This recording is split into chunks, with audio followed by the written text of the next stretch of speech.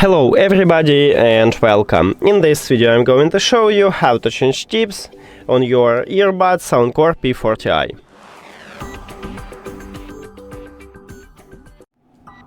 You have to start by remove the old ear tips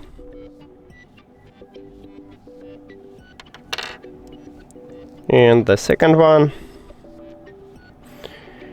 Now select new ear tip size and after that attach it.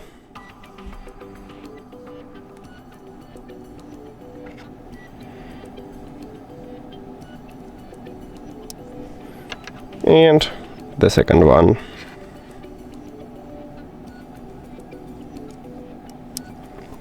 And that's it. Thank you for watching this video. If you found it helpful, please consider subscribing to channel and leave the like on the video. See you later!